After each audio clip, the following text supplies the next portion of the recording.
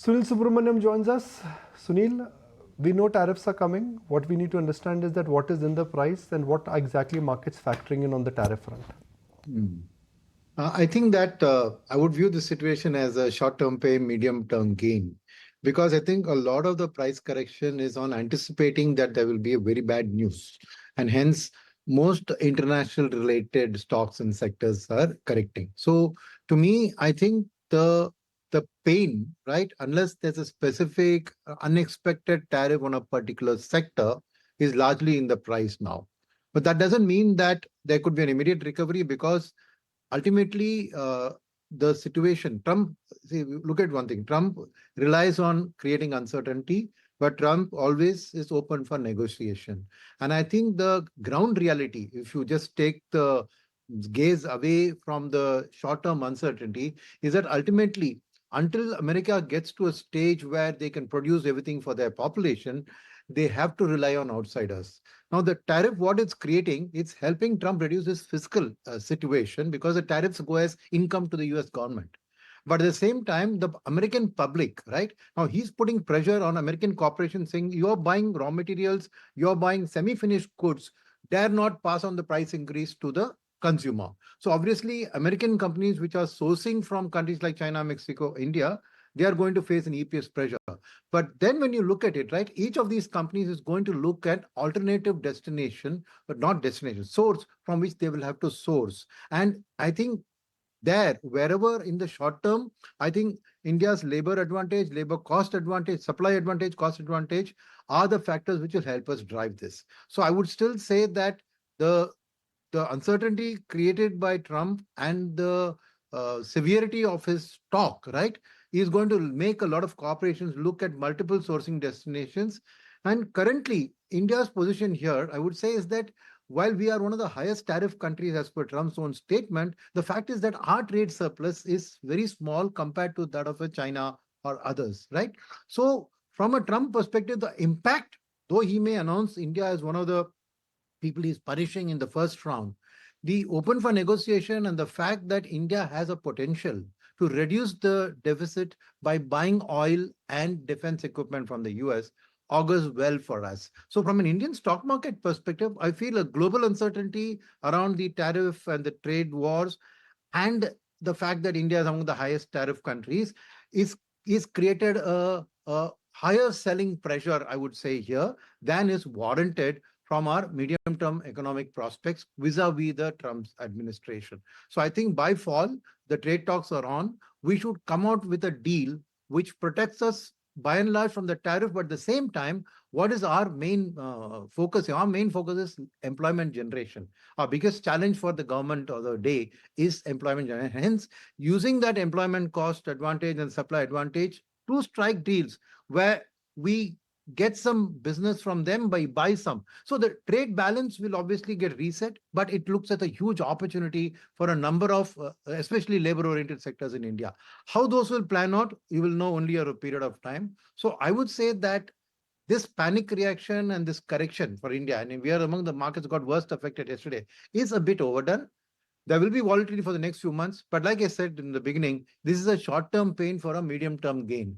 But finding the winners at this point of time will be hazardous. So invest in a diversified portfolio of stocks across sectors. And I'm sure that these would turn out to be among the best buying periods for long-term wealth creation. We just have to retain the confidence. And on top of it, you got to understand that Mr. Trump is a businessman, and so Modi also has a businessman-like approach. They have a good talking terms. They have openly said that they are friends. So I think one has to keep that in the back of the mind when you are taking an investment decision. Obviously, anything in short term, you can't rule out further correction, further volatility will be there. But if you see, I would say 6 months is probably my time frame, because by fall we expect a US trade deal with India to come through. They will negotiate hard, we will negotiate hard, but end of the day we have to be a winner because we are among the lowest of the quantum of what do you call trade surplus with the US. Right? While our tariffs may be highest, the quantum of our trade surplus is not very great because our export story hasn't honestly been a great success. We have only 2% share of the Right. world's exports. So let's retain that positivity. And I would say take a staggered investment approach over the next 6 months. split your money if you have any surplus right now over the next 6 months. Stick to diversified. Don't try and pick sectors and Right. stocks at this point in time. That's like catching a falling knife. Okay, fair point. I have no questions left now. You've summarized the first answer so brilliantly, Sunil bhai. I'm looking at IndusInd Bank. After the linear decline, it seems to be making a comeback now. But where will it settle? Nobody knows. Then it's IDFC Bank. Sunil, is it time now to look at banks which have a high exposure to unsecured category because RBI liquidity is coming back? High frequency data is improving, car sales have normalized, PMI data is improving. So the stress 6 months ago was MFI. Can that be the turnaround point for next 6 months now? I think it's a good point, Nikunj. I support that. Only thing, remember that the 100,000 crores. I think this is like horse which has been flogged to death. The tax giveaway kicks in from this month, right? And where is that money going to go? I think that top of the ladder will be using that to, right? You add 100 rupees more to your EMI, you can borrow, probably 10,000 rupees more, right? So I think, and that's where I think, yes, unsecured lending is the way out where it will come back, right? And I think, and consumer durables also, right? So banks which, yes, which suffered the pain, you're right, with liquidity coming back, I don't know, 25 or 50 basis points rate cut is being baked in at this point of time on the ninth policy, as well as the fact that banks have now been permitted to lend back to NBFCs, right? So I think that's a good profitable lending space for banks. And the unsecured lending space, not only will the NBFCs be in the forefront, they'll also get funding from banks. And so banks will also will benefit in that from their loan book growth. So I think you've got it right in terms of it's a good time to start picking those kind of banks. But like I said, hang on, wait for a U-shaped recovery. Don't expect a sharp V-shaped bounce back. That's my only. Bernstein is saying the solar companies are available at a price of gold. Please avoid them. Sunil Subramaniam, renewable is become this hot go-to space, right? Yes. Some of these companies have really done well for themselves. Wari, Premier, Acme Solar. What are thoughts on this entire power transition theme? I think it's from a medium-term perspective, I think it's the new UPI. I think if you see the transformation that UPI caused in the payment system and the banking system, I think on the energy system, because see, we are for struggle to find domestic gas resources or oil resources. We're still importing 83% and we are in the fluctuating situation. So I think that India has set a very ambitious goal for itself on the sustainability part. And I think almost 500 gigawatt of power is planned to be brought in there. And the government is going to go all out to try and incentivize this. So I think that we'll see a lot more action on this front. Yes, the valuations today are quite high and it reflect that. So I think the right thing to do is to take a medium-term perspective and stay invested in this sector because these are going to be the multi-baggers of the future. But then because a lot of this in the news, right? The price comes in the news. So you, from a short-term gains perspective, you could see these being flattish. Some days when oil price drops, you'll see a correction in these prices. But if you just hang in there and wait, and I think energy is the key driver. If India has to get into double-digit GDP growth, massive energy requirement, we just don't have the fossil energy resources to cater.